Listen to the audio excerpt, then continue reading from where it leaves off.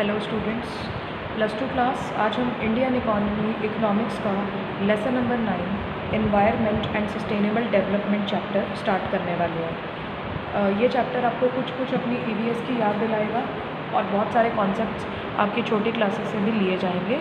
So let's start this chapter. सबसे पहले ये चैप्टर हम किस लिए स्टडी कर रहे हैं, इंट्रोडक्शन में ये चीज़ दी हुई है। तो इसके पीछे रीज़न ये है कि इन्वायरमेंट एंड सस्टेनेबल डेवलपमेंट के बारे में जानना हर इकॉनमी के लिए ज़रूरी होता है। देखो, कोई भी इकॉनमी है वो अपने रिसोर्सेज को यूज़ करके ही तरक्की करती है।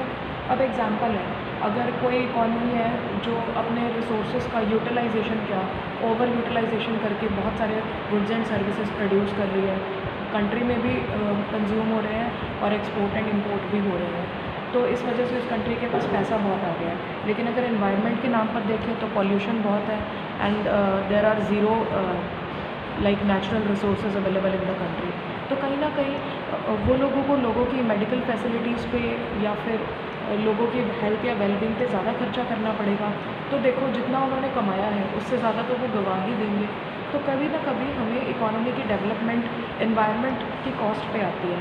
इसी वजह से हर इकोनॉमी को अपने एनवायरनमेंट के बारे में ज़रूर सोचना चाहिए और अपने एनवायरनमेंट के साथ साथ सस्टेनेबल डेवलपमेंट के बारे में भी सोचना चाहिए। ठीक है, मैं ऐसे नहीं बोलती कि तरक्की ज़रूरी नहीं है, तरक्की होनी चाहिए, बट एनवायरनमेंट को साथ में लेकर, एनवायरनमेंट को साथ चलाकर। ठीक है, तो यहाँ पे हमने दो टर्म्स पढ़ी इस चैप्टर के टाइटल में, environment and sustainable development. Environment का मतलब होता है हमारे आसपास का सराउंडिंग्स, जिसके अंदर plants, animals and human beings आ जाते हैं, नेचुरल रिसोर्सेज आ जाते हैं, चाहे वो लिविंग है चाहे वो नॉन लिविंग है। सस्टेनेबल डेवलपमेंट का मतलब क्या होता है, वैसे तो हम डिटेल में ये टॉपिक करेंगे आगे, लेकिन इसका मतलब यही होता है कि हमें जो ग्रोथ का प्रोसेस है, that is economic growth and environment protection, उसको साथ साथ लेकर चलना है।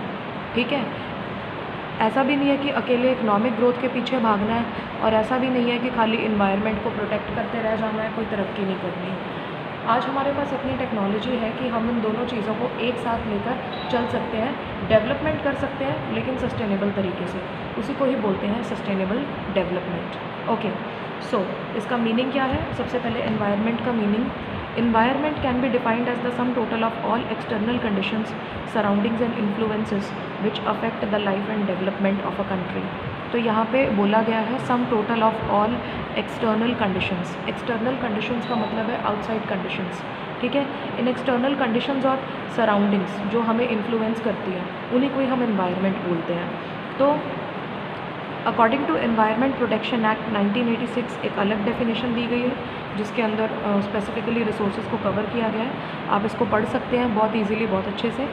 देन ऊपर की डेफिनेशन क्या कहती है कि एनवायरनमेंट में दो तरीके के कंपोनेंट्स होते हैं। Number 1 is biotic components and the second is abiotic components. Bio word का मतलब होता है लिविंग।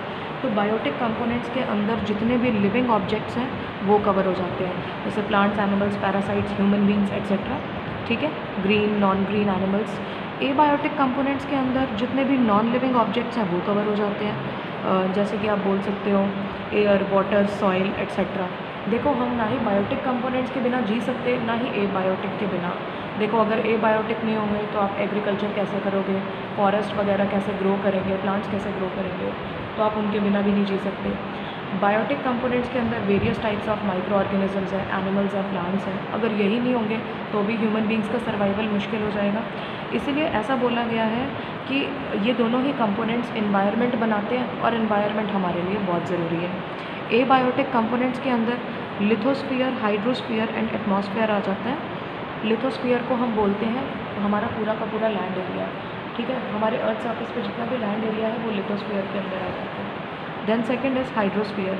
हाइड्रोस्फीयर के अंदर जितनी भी वाटर बॉडीज़ है वो कवर हो जाती हैं। And then comes atmosphere.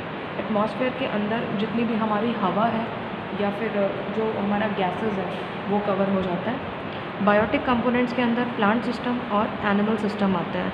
आप बायोटिक कंपोनेंट्स को बायोस्फीयर भी बोल सकते हैं। बायोस्फीयर क्या है?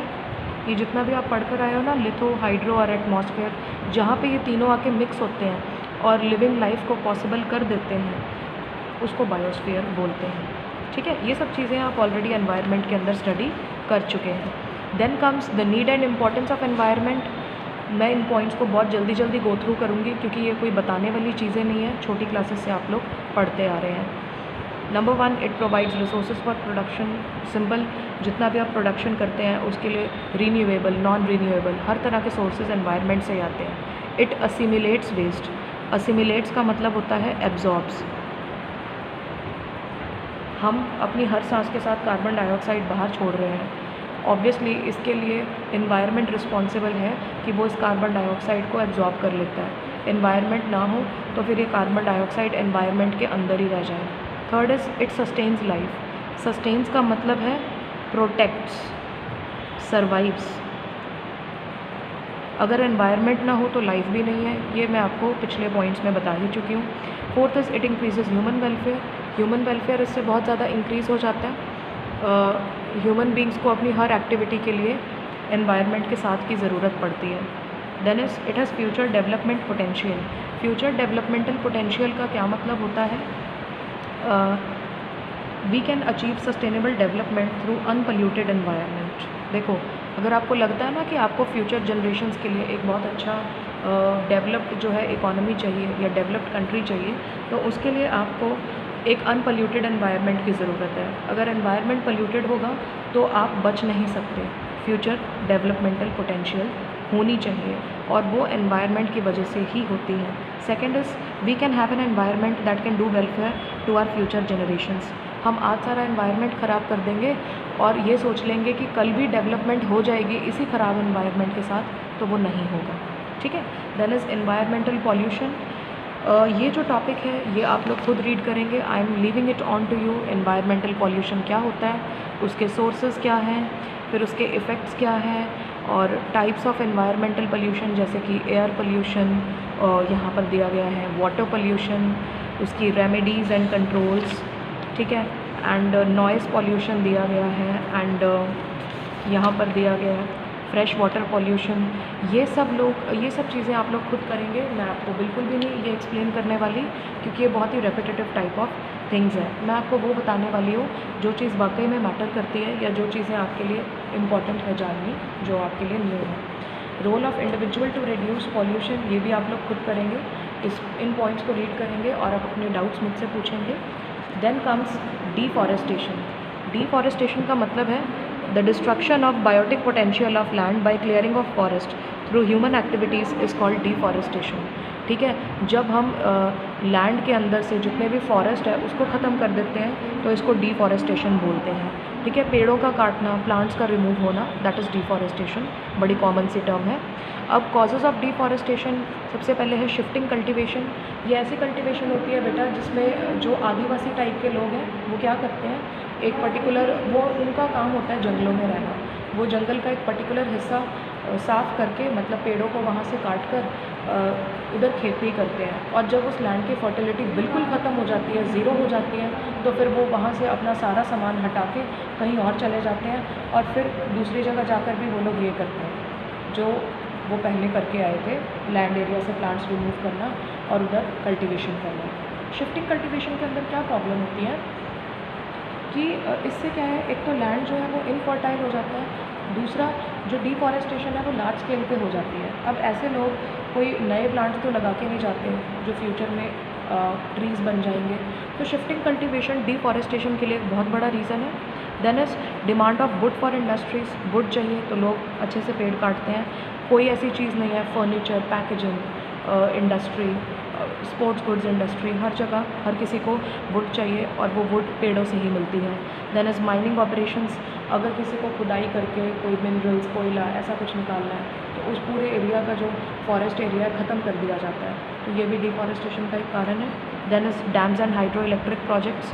देखो, डैम जो है उसके लिए बहुत सारा लैंड एरिया चाहिए होता है, तो उस लैंड एरिया पे चाहे कोई बिल्डिंग्स है, चाहे कोई फॉरेस्ट है, कुछ भी है, उसको हटा दिया जाता है। तो ये भी एक कारण होता है डिफॉरेस्टेशन का। Then is over grazing. Over grazing जो पॉइंट है उसमें क्या बोला गया है कि अगर आप लोग ये देख के चलें कि जो जितने भी मिल्क एनिमल्स हैं, या जैसे कैटल, काउज़ हैं, बफलोज होती है, उनको ग्रेजिंग के लिए ग्रास चाहिए, तो कई बार ओवर ग्रेजिंग की वजह से वहाँ ग्रास कवर, ग्रीनरी बिल्कुल ख़त्म हो जाती है, तो ये भी डिफॉरेस्टेशन का एक रीज़न है। Then is non awareness. कुछ लोग ट्री फेलिंग को मतलब करते हैं और उनको ये नहीं पता होता कि ये इन्वायरमेंट के लिए कितनी इंपॉर्टेंट है, इसीलिए भी नॉन अवेयरनेस के चलते डिफॉरेस्टेशन हद से ज़्यादा हो जाती है। इसके बाद है इसके कंसीक्वेंसेस, इफ़ेक्ट्स। देखो, डिफॉरेस्टेशन हम बोलते हैं पेड़ काटते हैं, पेड़ काटना बुरी बात नहीं है। देखो, हम लकड़ की जो डिमांड है उसको ख़त्म नहीं कर सकते, लेकिन जब एक्सेस में ये काम होना शुरू हो जाए तो इसके जो बैड इफ़ेक्ट्स हैं वो क्या होते हैं। नंबर 1 है सॉइल इरोजन। मतलब सॉइल इरोजन का मतलब है ऊपर वाली जो टॉप फर्टाइल लेयर है इसका ख़त्म होना, इसका रिमूव होना। तो सॉइल इरोजन का मतलब क्या है। देखो, इससे क्या होगा, एक्सेसिव डिफॉरेस्टेशन के कारण रेनफॉल पैटर्न चेंज हो जाएगा। जैसे आप इंडिया में नोटिस कर रहे हैं, हमेशा अगस्त, जो जुलाई अगस्त है उसके महीने में बारिश आती है, लेकिन हम लोगों ने बहुत डेविस्टेटिंग रेनफॉल्स सितंबर के अंदर देखी है और अभी भी वेदर फोरकास्ट के अंदर बताया जाता है। तो कहीं ना कहीं जो ये रेनफॉल पैटर्न है बहुत बुरी तरीके से बदल रहा है। It's all because of deforestation. Then is floods. अगर सॉइल बाइंडेड नहीं होगी, उसमें ट्रीज एंड प्लांट्स नहीं लगे होंगे, तो ऑब्वियसली वो वाटर एब्जॉर्ब नहीं कर पाएंगे एंड एज अ रिजल्ट बाढ़ आने के चांसेस ज़्यादा हो जाएंगे। क्लाइमेटिक चेंजेस ये डिस्कस कर चुकी हूँ मैं। Then is extension of species. Extension का मतलब है रिमूव, ख़त्म हो जाना बिल्कुल। कुछ एनिमल्स एंड प्लांट्स की स्पीशीज़ फॉरेस्ट कवर ख़त्म होने के चलते बिल्कुल ही ख़त्म हो चुकी है, एक्सटिंक्ट हो चुकी है। Then is rainfall. रेनफॉल का पैटर्न बिल्कुल बदल चुका है और आगे से अमाउंट भी कम हो चुकी है। Global warming. ग्लोबल वार्मिंग का मतलब है increase in the average temperature of earth. Increase in average temperature of earth. मतलब ये जितने भी साइंटिस्ट हैं वो लोग ये बोलते हैं कि पिछले 100 सालों के अंदर जो है वो हमने 2 to 3 डिग्री का टेम्परेचर रेज देखा है परमानेंटली। ये अर्थ के लिए बिल्कुल भी सही नहीं है एंड ये ग्लोबल वार्मिंग के कारण, जो ग्लोबल वार्मिंग का मेन कारण है वो है कार्बन डाइऑक्साइड की बहुत ज़्यादा अमाउंट बढ़ना अर्थ के एटमॉस्फेयर के अंदर। और ये किस वजह से हो रहा है, क्योंकि पेड़ पौधे बच ही नहीं रहे हैं डिफॉरेस्टेशन के कारण, जो इस कार्बन डाइऑक्साइड को एब्जॉर्ब कर सकें। ठीक है। Then is land degradation. ये हमारा नेक्स्ट टॉपिक है। जो अभी तक आपको टॉपिक्स करवाए हैं वो बहुत बेसिक से टॉपिक्स हैं। उसके बाद का हमारा टॉपिक जो लैंड डिग्रेडेशन है उसका क्या मतलब है। डिग्रेडेशन का मतलब होता है कंप्लीट डिस्ट्रक्शन, किसी चीज़ का ख़राब होना। तो आजकल जो है लैंड की डिग्रेडेशन बहुत ज़्यादा बढ़ गई है। आप देख रहे हैं सॉइल काम की नहीं रही है, फर्टिलिटी ज़ीरो हो गई है, बिल्कुल कोई भी चीज़ नहीं बची है। तो लैंड डिग्रेडेशन के अंदर क्या आ जाता है कि ज़मीन जो ख़राब हो रही है वो क्यों और कैसे हो रही है। सबसे पहले इसका पार्ट है सॉइल डिग्रेडेशन। सॉइल एक अलार्मिंग रेट पे ख़राब हो रही है, क्योंकि जो लैंड एरिया है वो बंजर होता जा रहा है, उसकी फर्टिलिटी बिल्कुल ख़त्म हो गई है और उसकी फर्टिलिटी को इंक्रीज़ करने के लिए भी कोई नेचुरल मेजर्स रह नहीं गए हैं। जो प्लांट्स और एनिमल रिसोर्सेज के कारण सॉइल की फर्टिलिटी अच्छी होती थी अब वो बिल्कुल ख़त्म हो चुकी है। ठीक है। तो रीज़न्स क्या है आजकल लैंड डिग्रेडेशन के, क्यों जो ज़मीन है वो बिल्कुल बंजर हो चुकी है, ख़राब हो चुकी है, जिसकी फर्टिलिटी दिनों दिन ख़त्म होती जा रही है। सबसे पहले सेम रीज़न्स हैं, जो सेम रीज़न्स होंगे वो मैं बिल्कुल रिपीट नहीं करने वाली। Number 1 is over grazing. Number 2 is wrong agricultural practices. Wrong agricultural practices के अंदर क्या होता है, use of agrochemicals and over cropping. Over cropping का मतलब है पहले होता था फार्मर्स एक सीज़न के अंदर क्रॉपिंग करते हैं, दूसरे सीज़न के अंदर वो लैंड को खाली छोड़ते थे फर्टिलिटी को इंक्रीज़ करने के लिए, लेकिन आजकल ऐसा है ही नहीं। पैसे कमाने के चक्कर में वो लोग लैंड को खाली छोड़ते ही नहीं हैं और बहुत ज़्यादा एग्रोकेमिकल्स यानी कि पेस्टिसाइड्स, फर्टिलाइज़र्स का इस्तेमाल किया जाता है। तो इस कारण भी जो लैंड एरिया है वो ख़त्म होता जा रहा है या ख़राब होता जा रहा है, डिग्रेड होता जा रहा है। इस वजह से भी इन रॉन्ग एग्रीकल्चरल प्रैक्टिसेस के कारण भी लैंड एरिया की क्वालिटी एंड क्या कहते हैं फर्टिलिटी है वो ख़त्म हो गई है। Then third is water logging. Water logging का मतलब है किसी एक जगह पे पानी का इकट्ठा होना। पानी के ज़्यादा एक्सेस में खड़े रहने से, स्टेगनेंट रहने से, इकट्ठे रहने से भी सॉइल की जो फर्टिलिटी है वो ख़राब होती है। Then fourth is mining and stone quarrying. Stone quarrying का मतलब होता है ज़मीन के अंदर से पत्थर निकालना या मिनरल्स निकालना। जहाँ पर इतना खुदाई का काम हो रहा है या मिनरल्स को निकाल के उनको रिफ़ाइन करने का काम हो रहा है, एक तो वहाँ पे पूरा का पूरा लैंड एरिया ही ख़राब कर दिया जाएगा, उसकी पूरी टोपोग्राफी ही बिगाड़ दी जाएगी। दूसरी बात, वहाँ पे जो वेस्ट मटेरियल जनरेट होता है वो भी लैंड एरिया को ख़राब कर देता है। बस इसी वजह से हमें क्या करना है, इसी वजह से जो लैंड एरिया है वो ह्यूमन एक्टिविटीज़ के कारण ख़राब होता जा रहा है। Then is desertification. डेजर्टिफिकेशन का मतलब मेकिंग डेजर्ट्स। यस, आपको मजाक लग रही होगी बात, लेकिन लोग अपनी हरकतों से खुद भी डेजर्ट क्रिएट कर सकते हैं। तो डेजर्ट बनाने के कारण क्या है, हम लोग पहले पेड़ काट दें और उधर से जितना भी मॉइस्चर है वो ख़त्म कर दें सॉइल में से, तो वो सॉइल बंजर हो जाएगी और उसमें आगे कोई पेड़ पौधे उग ही नहीं पाएंगे, ग्रो ही नहीं कर पाएंगे। तो धीरे धीरे वो एरिया डेजर्ट में कन्वर्ट हो जाएगा। मतलब जब तक वहाँ कोई प्लांट लाइफ सर्वाइव नहीं करेगी, उसके डेजर्ट बनने के चांसेस ज़्यादा हो जाएंगे। सिक्स्थ, डैम्स के बनने से भी लैंड डिग्रेडेशन होती है। डैम्स के कारण बहुत ज़्यादा कंस्ट्रक्शन करना पड़ता है, जो प्लांट और एनिमल्स हैं वहाँ से हटाने पड़ते हैं, तो इस वजह से भी लैंड डिग्रेड होता है। सॉइल इरोजन के कारण लैंड डिग्रेड हो जाता है। सैलिनिटी एंड एल्केनिटी का मतलब होता है, अगर नमकीन है वहाँ की सॉइल, या एल्केनिटी मतलब उसमें बहुत ज़्यादा बेसिक क्वांटिटी बहुत ज़्यादा है, जैसे एसिड्स और बेस होते हैं वो वाली चीज़, मतलब उसमें कुछ ज़्यादा ही बेस है ज़रूरत से ज़्यादा, तो वहाँ प्लांट लाइफ तो वैसे ही सर्वाइव नहीं कर पाती, और प्लांट लाइफ नहीं होगी तो सॉइल ख़राब ही होगी। देन इज ब्रिक किल्स, मतलब ईंट को बनाने वाले भट्ठे। तो जो भट्टा होता है वहाँ पर वो लोग भी क्या करते हैं, top fertile layer of soil को रिमूव कर देते हैं और उसका इस्तेमाल करते हैं, जिस वजह से भी लैंड के डिग्रेड होने के चांसेस बन जाते हैं। Then is urbanization. अर्बनाइजेशन मतलब क्रिएशन ऑफ सिटीज़। तो अगर आपको सिटी सेट करनी है एक पर्टिकुलर लैंड एरिया पे, तो आपको वहाँ के जितने भी फॉरेस्ट कवर हैं या प्लांट एंड एनिमल एरियाज़ हैं उन सबको रिमूव करना पड़ेगा, और इसी चक्कर में लैंड डिग्रेड हो जाता है। फ्लड्स के कारण भी लैंड फैलोइंग, ज़मीन को थोड़ी देर के लिए बंजर छोड़ना ठीक है, लेकिन बहुत ज़्यादा देर के लिए खाली छोड़ देने को हम लैंड फैलोइंग बोलते हैं। अगर हम बहुत ज़्यादा देर के लिए लैंड एरिया को खाली छोड़ देते हैं तो इस वजह से भी दिक्कत आ जाती है। Then is pollution. पॉल्यूशन के कारण भी जो लैंड है उसको डिग्रेड करने का या वो डिग्रेड होने का बहुत ज़्यादा चांस बन जाता है। पॉल्यूशन हर तरीके का लैंड के लिए हार्मफुल है। Then is conservation of soil. तो इसके कुछ प्रिंसिपल्स हैं जिसके बेसिस पे हम अपनी सॉइल को प्रोटेक्ट कर सकते हैं, अपने लैंड एरिया को प्रोटेक्ट कर सकते हैं। These are very simple measures. जो आपने अभी रीजंस पढ़े हैं बस उसका general opposite words and terms हैं, वो आप यहाँ लिख सकते हैं। Then is concept of sustainable development. हाँ जी, sustainable development is the development that needs that the needs of the present without compromising the ability of future generations to meet their own needs। ठीक है, जो आपने अब तक topics किए वो आप पहले भी कर चुके हैं। ठीक है, सस्टेनेबल डेवलपमेंट मुझे ऐसा लगता है कि आपके लिए एक न्यू टॉपिक है। इस टॉपिक को इम्पॉर्टेंट मार्क कर लेंगे सबसे पहले। इट्स वेरी इंपॉर्टेंट टॉपिक और इसके चांसेस बने रहते हैं पेपर में आने के। Sustainable development is the development that meets the needs of the present without compromising the ability of future generations to meet their own needs। मैंने आपको पहले भी बताया था कि अगर हम आज अपनी नीड्स पूरी करने के लिए सारे एनवायरनमेंट को ख़राब कर देते हैं तो हम ये बिल्कुल भी एक्सपेक्ट नहीं कर सकते कि फ्यूचर में भी जो हमारी नीड्स हैं वो बिल्कुल ठीक से पूरी होंगी, और उन फ्यूचर नीड्स को मीट करने के लिए हमारे पास रिसोर्सेज बचे हैं। तो ये कहीं ना कहीं हम आने वाली जनरेशन्स के साथ इनजस्टिस कर रहे हैं, गलत कर रहे हैं। सस्टेनेबल डेवलपमेंट का मतलब होता है सबको साथ में लेकर चलना।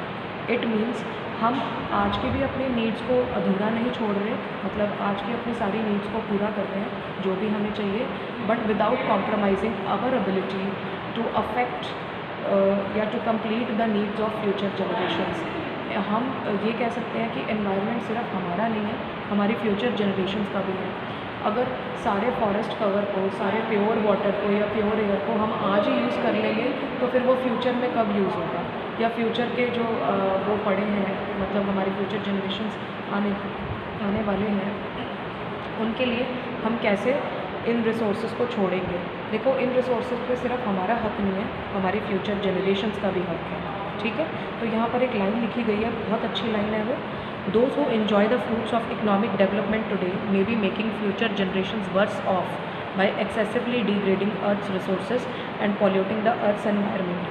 कहते जो लोग आज डेवलपमेंट एंजॉय कर रहे हैं ना, वो कहीं ना कहीं अपनी फ्यूचर जनरेशन से डेवलपमेंट का हक छीन रहे हैं, क्योंकि वो उनके हिस्से के भी सारे रिसोर्सेज कंज्यूम करते जा रहे हैं।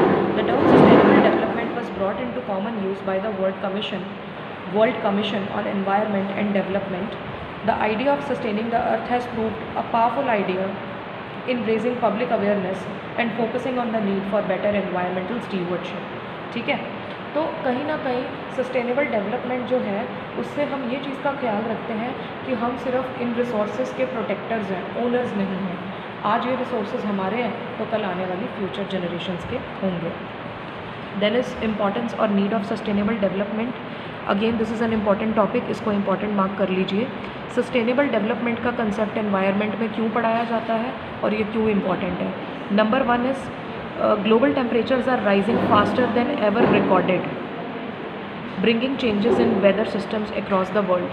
देखो, अगर आज हम इसके बारे में अवेयरनेस नहीं लेकर आएंगे सस्टेनेबल डेवलपमेंट के बारे में, तो ग्लोबल जो एनवायरनमेंट पोजीशन है वो और ज़्यादा ख़राब होती जाएगी। इसका हम बिल्कुल हमारे सामने एग्जांपल देख रहे हैं कि ग्लोबल टेम्परेचर्स दिनों दिन बढ़ते जा रहे हैं और ये चीज़ हमारे प्लैनेट के लिए बिल्कुल भी सही नहीं है।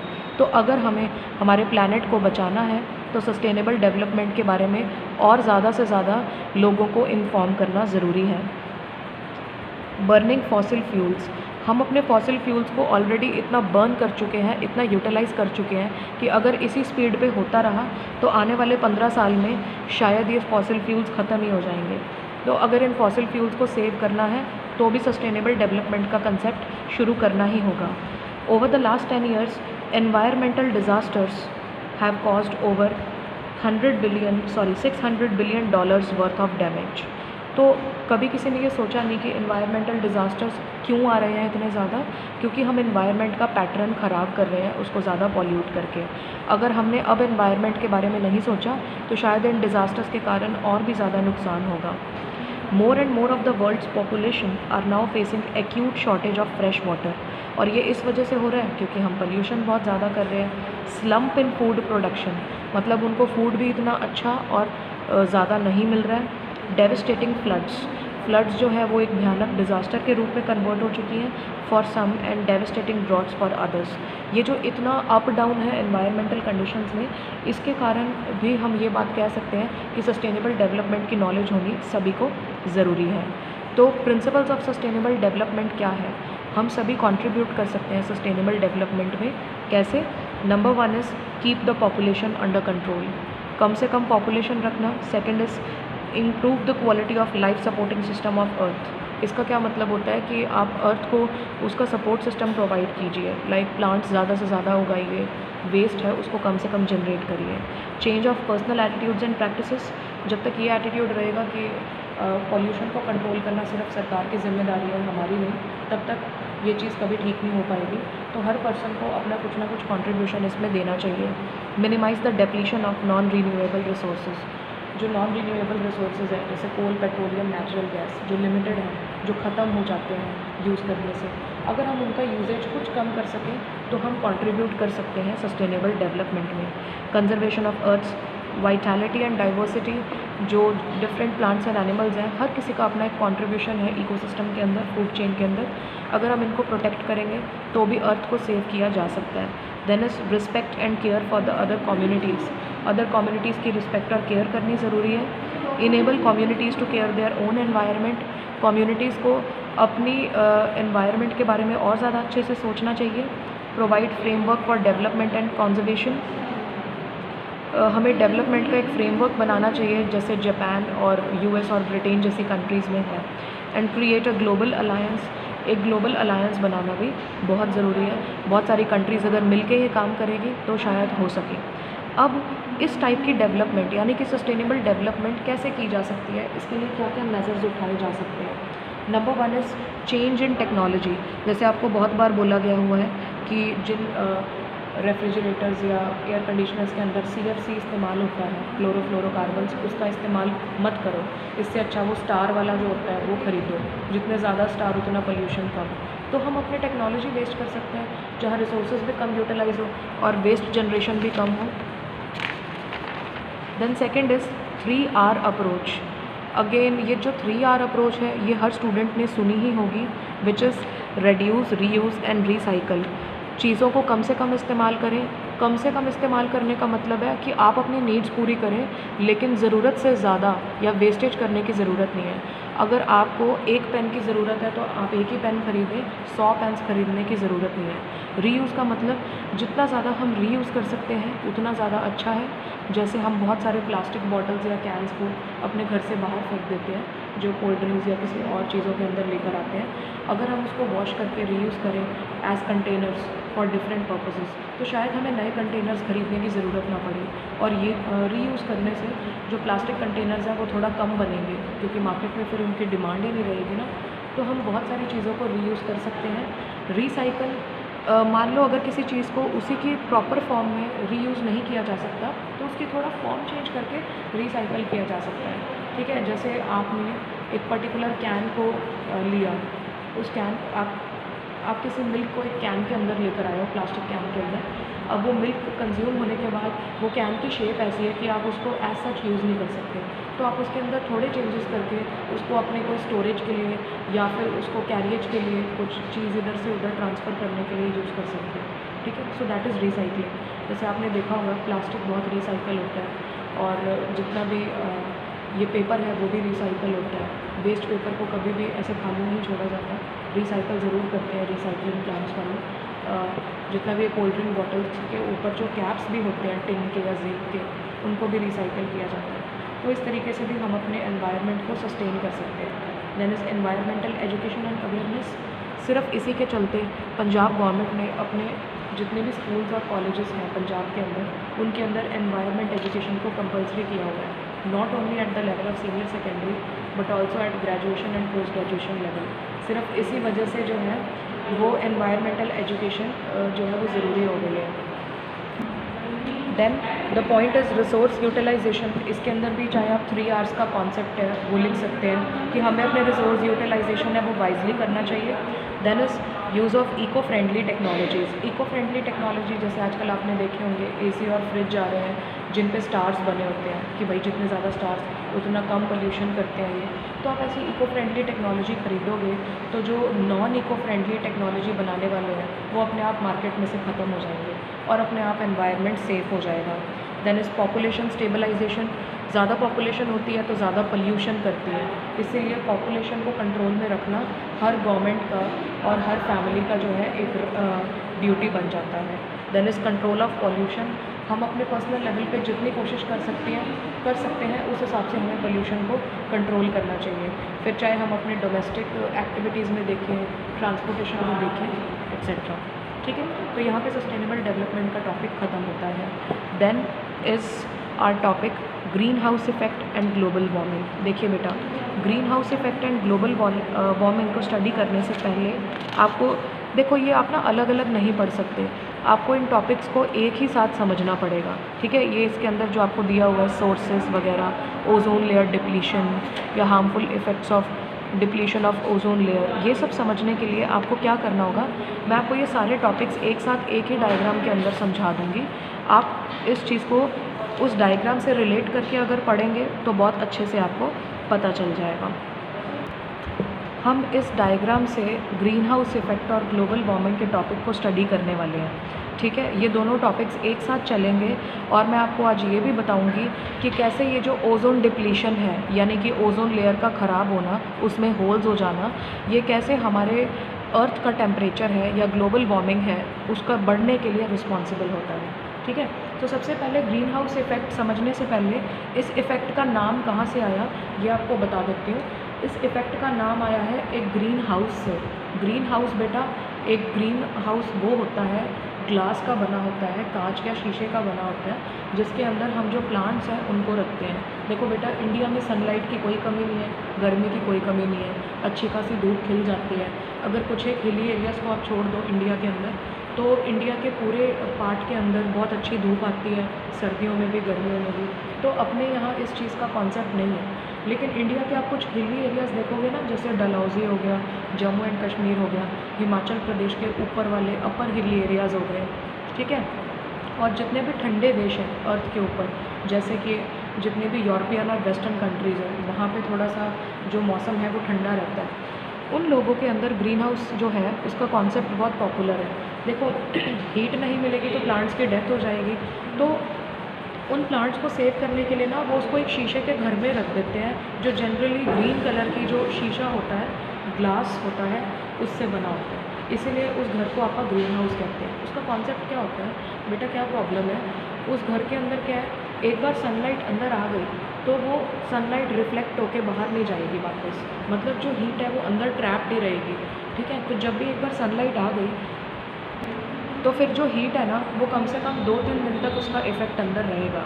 तो इसी वजह से इन चीज़ों का कॉन्सेप्ट वेस्टर्न कंट्रीज़ में चलता है। अब ये आपको कॉन्सेप्ट समझ आ गया, हीट एक बार अंदर आई लेकिन वो अंदर ट्रैप हो गई, बाहर जाने का रास्ता उसको नहीं मिला। अर्थ भी एक बहुत बड़ा ग्रीन हाउस की तरह ही बिहेव कर रहा है जब से पॉल्यूशन ज़्यादा होने लगा है और पिछले 100 साल में जब से कार्बन डाइऑक्साइड का लेवल बढ़ना शुरू हुआ है। ठीक है, और इसी इफ़ेक्ट को हम ग्रीन हाउस इफ़ेक्ट बोलते हैं। ठीक है, अब इस इफ़ेक्ट को समझने के लिए आपको ये छोटी सी मेरी डायग्राम देखनी होगी। आप चाहो तो इस डायग्राम को एज़ इट इज़ ड्रॉ कर सकते हो, ये बिल्कुल भी गलत नहीं है बेटा। ये अर्थ है, मैंने पूरा राउंड शेप नहीं बनाया है, आपको सिर्फ दिखाने के लिए अर्थ, ये छोटा सा मैंने इलस्ट्रेशन दिया है। अर्थ चारों तरफ से, मान लो इस तरीके से अर्थ है, तो अर्थ चारों तरफ से एक ब्लैंकेट से कवर्ड होती है जिसको हम एटमॉस्फेयर कहते हैं। ये एटमॉस्फेयर उन सभी गैसेस से भरा हुआ है जो लिविंग एनिमल्स, लिविंग प्लांट्स, मतलब लिविंग बींग्स के सर्वाइवल के लिए बहुत ज़्यादा ज़रूरी है। ठीक है, तो इसको आप बोलते हो अर्थ और एटमॉस्फेयर का कॉन्सेप्ट। ठीक है, अब क्या है, जो अर्थ है उसके ऊपर जितना भी एटमॉस्फेयर है ना, उसके अंदर डिवाइडेड है, ट्रोपोस्फियर, स्ट्रेटोस्फियर, मीजोस्फियर और थर्मोस्फियर। ठीक है जी, देखो बेटा क्या होता है, इन सभी एटमॉस्फेरिक लेयर्स का डिफरेंट पर्पस होता है। ऐसा नहीं है कि एक पर्टिकुलर लाइन से ये सच्ची में रियल वर्ल्ड में सेपरेटेड है, मैं जस्ट आपको दिखा रही हूँ। एटमॉस्फेयर की लेयर्स का कुछ पता नहीं लगता बेटा, एट अ पर्टिकुलर हाइट जो है इफेक्ट चेंज होने शुरू हो जाते हैं और हमें वहाँ से पता लगता है कि एटमॉस्फेयर की कौन सी लेयर शुरू हो रही है। ठीक है, डायग्रामेटिकली जो ट्रोपोस्फेयर लेयर है ना, ये अर्थ के सबसे करीब होती है और ये वाली लेयर अपने लिए सबसे ज़्यादा इम्पॉर्टेंट है। ठीक है, अब इस लेयर का क्या पर्पस होता है, ये लेयर जितनी भी अपने पास वो होती है, जितनी भी अपने लिए लिविंग के लिए इम्पॉर्टेंट होती है gases, carbon dioxide, carbon dioxide plants को फूड मैन्युफैक्चर करने में हेल्प करती है। ठीक है, ऑक्सीजन हुआ और जितने भी वाटर वेपर या जितने भी ट्रेस गैसेस हैं वो यहाँ पर होती हैं। ठीक है, तो ट्रोपोस्फियर वो लेयर होती है जो लिविंग बींग्स के सर्वाइवल के लिए ज़रूरी है। ठीक है, और इसी लेयर के अंदर रहते रहते हम सांस ले सकते हैं, इससे ऊपर हमारे लिए सांस लेना मुश्किल हो जाता है। इसलिए कई बार एरोप्लेन्स जो हैं जब वो गलती से स्ट्रेटोस्फियर के अंदर एंटर कर जाते हैं, मतलब एक बहुत ज़्यादा बड़ी हाइट पे चले जाते हैं, तो उनके लिए ऑक्सीजन मास्क दिए जाते हैं एरोप्लेन्स के अंदर, ताकि उनको सांस लेने में तकलीफ़ ना हो। राइट, दूसरी लेयर होती है स्ट्रेटोस्फियर। बेटा स्ट्रेटोस्फियर का एक ही काम है, उसके अंदर एक बहुत इंपॉर्टेंट गैस होती है जिसको हम बोलते हैं ओजोन गैस। ओजोन गैस की एक लेयर होती है वहाँ पे। ये ओजोन गैस का एक ही इम्पॉर्टेंट फंक्शन है, ये जो सन के अंदर से, ये बेटा सन की डायग्राम बना रही हूँ, सन के रेज़ के अंदर से जो हार्मफुल यूवी रेडिएशन आती है ना, ये ओजोन लेयर उसको अर्थ तक नहीं पहुँचने देती। इस अल्ट्रावायलेट रेडिएशन का दो इफ़ेक्ट होता है, एक तो ये अर्थ सरफेस तक अगर पहुंच गई तो उसको ज़रूरत से ज़्यादा एक्सेस में हीट कर सकती है। ठीक है, एक तो वो चीज़ नहीं होगी ओजोन लेयर के कारण। दूसरा ये होता है कि अगर ये किसी एनिमल या प्लांट की बॉडी से टकरा जाए तो हार्मफुल रेडिएशन के कारण स्किन कैंसर तक हो सकता है, प्लांट्स और एनिमल्स और ह्यूमन बींग्स सभी के अंदर। तो एक उस चीज़ से भी लिविंग जो ऑर्गेनिजम्स हैं वो बच जाते हैं इस लेयर के कारण। जो मीजोस्फीयर और थर्मोस्फीयर हैं, इनका भी अपना अलग अलग पर्पस होता है, जैसे जो रेडियो ट्रांसमिशंस हैं या जो सैटेलाइट कम्युनिकेशन आप करते हो, ये इन्हीं लेयर्स के अंदर जाकर होती है। ठीक है, क्योंकि इधर जो गैसेस हैं वो बहुत कम रह जाती हैं, गैशियस मीडियम बहुत कम हो जाता है। चलो ये तो हो गई थोड़ी हाई लेवल की बात, हम जो इन्वायरमेंट से रिलेटेड हैं वही बात करेंगे। ठीक है, अब क्या होता है, जब तक ग्रीन हाउस इफ़ेक्ट नहीं था, मतलब जब तक कार्बन डाइऑक्साइड जितनी है, आपको भी पता है 0 पॉइंट समथिंग इस परसेंटेज के अंदर है कार्बन डाइऑक्साइड अर्थ के एटमॉस्फेयर के अंदर। जितनी कार्बन डाइऑक्साइड नॉर्मली होती है उसके अंदर क्या होता है बेटा, ये सन रेज आती हैं, ठीक है, अर्थ के सरफेस को स्ट्राइक करके जाती हैं, देखो अल्ट्रा वायलेट रेडिएशन है वो ओजोन लेयर पहले ही रोक लेती है, ठीक है। अर्थ के सरफेस को स्ट्राइक किया, फिर ये स्ट्राइक बैक करती है जब, मतलब रिफ्लेक्ट होके वापस जाती है सन रेज या हीट, तो क्या होता है ये जो ट्रोपोस्फियर के अंदर कार्बन डाइऑक्साइड है ना, ये इस हीट को ट्रैप कर लेती है ताकि अर्थ एक कोल्ड प्लैनेट ना बन जाए। देखो दिन का तो सही चल रहा है, दिन में तो टेम्परेचर बहुत बढ़िया आ रहा है, लेकिन जो रात का टेम्परेचर है वो भी तो कंट्रोल करना पड़ता है ना। अगर ट्रोपोस्फियर के अंदर कार्बन डाइऑक्साइड ना होती ना तो हमारा प्लैनेट एक्सेसिवली कोल्ड प्लैनेट बन जाता, जैसे यूरेनस और नेपट्यून है, ठीक है। लेकिन हम इस चीज़ से बचे हुए हैं क्योंकि कार्बन डाइऑक्साइड की एक लेयर है। लेकिन जब कार्बन डाइऑक्साइड लिमिट से ज़्यादा बढ़ने लगी तो हीट अगर आती थी 100% तो कार्बन डाइऑक्साइड अब्जॉर्ब करता था 20%, और इतनी हमारे लिए काफ़ी होती थी। लेकिन अब क्या हो रहा है, कार्बन डाइऑक्साइड बढ़ने की वजह से 50 to 70% जो हीट है वो अर्थ के अंदर ही रह जाती है। ये बेटा इतनी हीट है जो अर्थ बर्दाश्त नहीं कर सकती, ठीक है। तो कहीं ना कहीं हमारा जो अर्थ है ना वो ग्रीन हाउस बनता जा रहा है, ठीक है। और इसी ग्रीन हाउस इफ़ेक्ट के कारण क्या आ रहा है, ग्लोबल वार्मिंग। ये जो मैंने आपको अब तक बताया था ये था ग्रीन हाउस इफ़ेक्ट, और इसके कारण अर्थ का जो एवरेज टेम्परेचर है वो पिछले 100 सालों में 3 डिग्री सेल्सियस से बढ़ चुका है, और इसी को हम बोलते हैं ग्लोबल वार्मिंग। देखो परमानेंट टेम्परेचर इंक्रीज़ होने से जितने भी ग्लेशियर्स के ऊपर आइस है वो मेल्ट हो जाएगी, सी लेवल बढ़ जाएगा, जो सी कोस्ट के आसपास वाले इलाके हैं उनमें बाढ़ आ जाएगी और वहाँ पे लोगों का रहना मुश्किल हो जाएगा, और हो सकता है रेनफॉल का साइकिल भी डिस्टर्ब हो जाए। सिर्फ इस वजह से जो ग्लोबल वार्मिंग है, सिर्फ इसी वजह से आप देख रहे हैं बारिश का पैटर्न कितना ख़राब हो चुका है। उसका इफ़ेक्ट हम अपने स्टेट के अंदर भी देख सकते हैं। केरला मुंबई की बात करो तो उनकी तो बात ही मत करो, उनके यहाँ तो इतनी बाढ़ आ गई है कि वो तो यूज़ टू हो चुके हैं कि हाँ भाई ये जून जुलाई अगस्त के महीने में बाढ़ आनी होती है, ठीक है। तो ये हाल हो चुका है वहाँ पे। तो ग्रीन हाउस इफ़ेक्ट का जो प्रभाव है वो और ज़्यादा तेज़ हो जाता है जब इस ओजोन लेयर के अंदर मोरे होने शुरू हो जाते हैं। ये होल्स क्या होता है, किस वजह से होते हैं, ओजोन लेयर की परमानेंट डैमेज होने की वजह से। बस इसी कारण जो है ओजोन लेयर के अंदर से जो अल्ट्रा वायलेट रेडिएशन यहीं पे रुक जाती थी ना, अब वो इन होल्स से पास करके अर्थ पे आने लग गई। तो अर्थ का टेम्परेचर जो ऑलरेडी ग्रीन हाउस इफेक्ट के कारण बहुत ज़्यादा इंक्रीज़ हुआ पड़ा था, अब वो और ज़्यादा इंक्रीज़ होने लग गया है। तो इसी वजह से जो ओजोन लेयर डिप्लीट हो रही है ना, ये भी ग्लोबल वार्मिंग के अंदर कंट्रीब्यूट कर रही है। खाली ग्रीन हाउस इफेक्ट नहीं, ये जो ओजोन लेयर की डिप्लीशन हो रही है ये भी कर रही है। लेकिन इसके ज़िम्मेदार कौन है, हम ह्यूमन बींग्स ही हैं। हम ऐसी टेक्नोलॉजी लेकर आए जो क्लोरोफ्लोरोकार्बन्स यूज़ करती है, और ये जो CFC गैस होती है ना बेटा, ये ओजोन लेयर को सबसे ज़्यादा ख़राब करके जाती है। और भी बहुत चीज़ें हैं जो हम व्हीकल्स के अंदर यूज़ करते हैं, बहुत सारी जगह पे यूज़ करते हैं, उसके कारण भी जो है हमारी ओजोन लेयर ख़राब हो रही है। तो ये दोनों चीज़ें मिलकर ग्लोबल वार्मिंग जो है उसको बनाने के लिए रिस्पॉन्सिबल है, ठीक है। ग्लोबल वार्मिंग के कारण टेम्परेचर बढ़ाने के लिए रिस्पॉन्सिबल है। अब देखो ये सब चीज़ें एकदम से तो ठीक होंगी नहीं, लेकिन इन सब चीज़ों को ठीक करने का तरीका क्या है, हम कार्बन डाइऑक्साइड की वैल्यू ज़्यादा से ज़्यादा घटाएं। तो उसको घटाने के तो दो ही तरीके हैं, या तो आप पॉल्यूशन बंद कर दो, जो कि हो नहीं सकता क्योंकि इंडस्ट्री नहीं बंद हो सकती। तो इसका एक दूसरा तरीका है कि आप प्लांट्स और ट्रीज़ बहुत ज़्यादा से ज़्यादा लगाओ, क्योंकि जितने ज़्यादा प्लांट्स और ट्रीज़ होंगे वो कार्बन डाइऑक्साइड को अपने अंदर एब्जॉर्ब कर लेंगे। लेकिन लोग वो भी नहीं कर रहे, क्योंकि लोग ज़्यादा से ज़्यादा पेड़ों को काटना चाहते हैं और अपने लिए स्पेस बनाना चाहते हैं ताकि वो घर बिल्डिंग्स बना सकें, ठीक है। तो अगर वो अपने साथ छोटे छोटे मेजर्स रखेंगे, प्लांट्स उगाएंगे, ट्रीज़ उगाएंगे, तो शायद ग्रीन हाउस इफ़ेक्ट को कुछ सालों के अंदर कंट्रोल किया जा सकता है। अच्छी टेक्नोलॉजी यूज़ करेंगे जिसमें CFC ना यूज़ हो रही हो, तो भी इस इफ़ेक्ट को ख़त्म किया जा सकता है, ठीक है जी।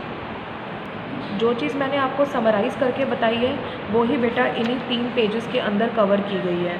सोर्सेज हैं, impact of green house effect, ozone layer depletion, इसके हार्मफुल इफ़ेक्ट्स क्या हैं, ये सब चीज़ें, ठीक है।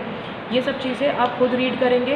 And the difference of economic development and sustainable development is also very much important, ये भी आप खुद ही रीड करेंगे, ठीक है। And here the chapter is completed. Your doubts are most welcome.